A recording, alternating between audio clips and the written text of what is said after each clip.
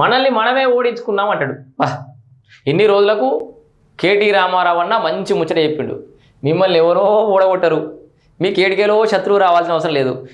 మీ ఇంట్లోనే ఓ శల్య రూపంలో ఓ శత్రువు, భావ రూపంలో పక్కలో పాము, ఇంకా చాలామంది ఎమ్మెల్యేల రూపంలో వెండిపోటుదారులు అండ్ నీ నోటిదూల అన్నీ కలిపి మిమ్మల్ని మీరే ఓడగొట్టుకుంటారు. మీ నోటిదూల, మీ అహంకారం, మీ తల బిరుసు మిమ్మల్ని ఓడగొట్టింది, కొడుతూనే ఉంటుంది.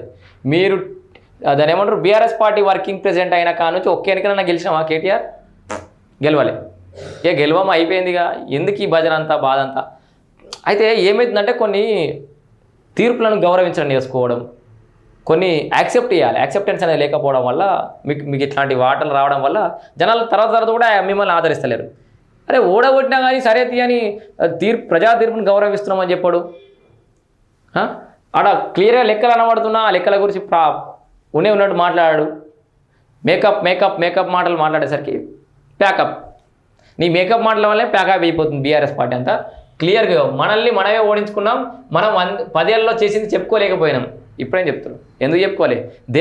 దేకలేం కానీ దుబాయ్లో ఎగిరిపిత్తు అని, బొంబాయిలో ఎగిరిపిత్తు అని, ఇన్స్టా రీల్స్ స్టార్ లేంది, ఆ ఫోక్ సింగర్ లేంది, ర్యాప్ సింగర్ లేంది, ఏం తక్కువ గులాబీల జెండా లాంటివి అయిపోయాయి. సర్పంచ్లు ఎంపీటీసీలకు బిల్లులు ఇవ్వలేకపోయాం. ఎందుకు ఇవ్వలేకపోయినట్టు మరి? భువనగిరిలో బీఆర్ఎస్ వర్కింగ్ ప్రెసిడెంట్ కేటీఆర్ ఇంకొక ముచ్చట కూడా ఒప్పుకున్నాడు. సర్పంచ్లకు ఎంపీటీసీలకు బిల్లులు ఇవ్వలేకపోయినాం అంటే ఎందుకు ఇవ్వలేకపోయినావు మరి? ఇది మీకు తెలంగాణ సమాజంలో కూడా క్లియర్ చెప్తున్నారు. సర్పంచ్ల పెండింగ్ బిల్లు అని మొన్నటిదాకా ధర్నాలు రాస్తారోకులు అయినాయి కదా, దాని వెనకాల మొత్తం హరీష్ రావే.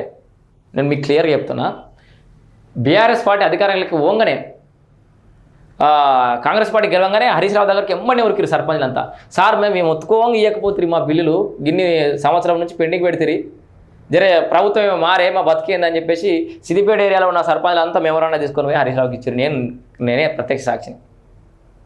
ఎందుకంటే ఇప్పుడే వీళ్ళకి బిల్లులు ఇస్తే జాడిస్తారు, మాకు ఎన్నికలలో పనిచేయాలని చెప్పేసి భయంతో వాళ్ళందరూ బిల్లులు పెండింగ్ పెట్టుకుని వచ్చారు. ఎన్నికలకు వాళ్ళకి అవసరం కదా, ఎన్నికల సరళి కొనసాగించడానికి ఎన్నికలకు డబ్బు ప్రభావం అవసరం, అండ్ వీళ్ళు పనిచేసేటోళ్ళు అవసరం. కాబట్టి రాష్ట్ర వ్యాప్తంగా ఉన్న ఎంపీటీసీలకు, జెడ్పీటీసీలకు, సర్పంచ్లకు బిల్లులు ఇవ్వలే.